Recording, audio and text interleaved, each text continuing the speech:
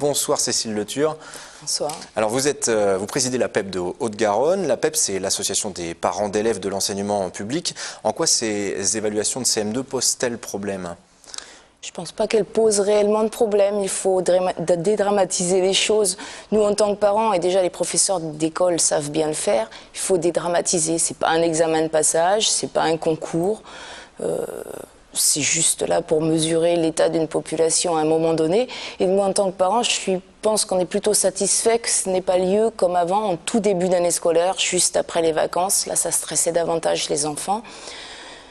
Alors malgré tout, il y a quand même, vous avez émis quelques critiques l'an dernier sur la publication de ces résultats, l'utilisation qu'on pouvait en faire, notamment les parents qui peuvent se servir mal de ces évaluations comme d'une évaluation de leur élève. Est-ce qu'il est bon élève, est-ce qu'il est mauvais élève?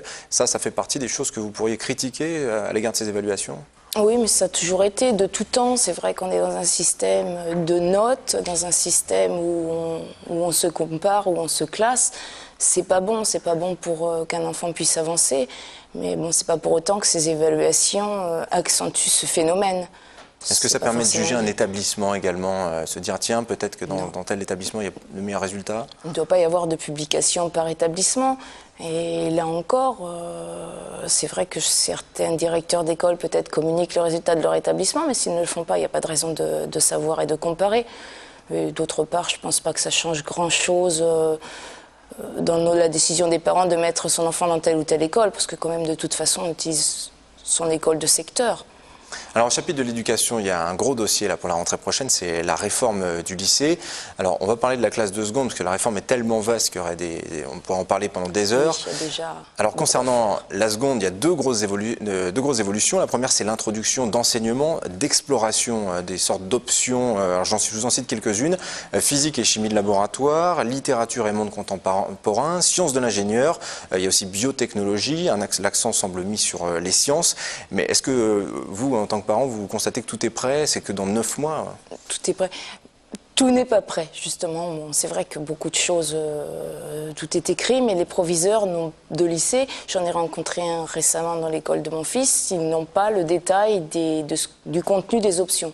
Pas mal d'options d'enseignement, d'exploration sont un petit peu copiés sur ceux des années précédentes, mais de 3 heures d'options, par exemple, initiation aux sciences de l'ingénieur, on passe à 1h30 en sciences de l'ingénieur.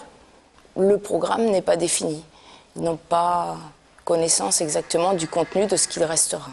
Du point de vue aussi du matériel, du point de vue aussi des professeurs, est-ce que vous ne craignez pas que il y a un manque en fait dès cette rentrée? Est-ce que ça ne va pas être trop rapide à mettre en place?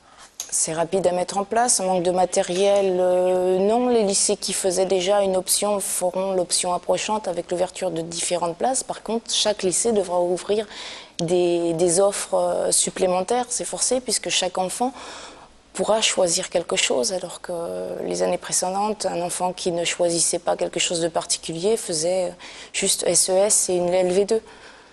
Et alors, il y a aussi... Donc, il y a une offre supplémentaire. Oui. Il y a un autre apport, c'est l'accompagnement personnalisé. Ça, vous y êtes globalement favorable, rapidement? Oui, très favorable. C'est une grande avancée. Pour autant qu'elle puisse être au point et utilisée comme elle devrait l'être, maintenant, je ne suis pas sûre. C'est un gros travail, là, à l'heure actuelle, pour septembre prochain. Un travail qui n'est pas encore commencé sur les lycées, forcément.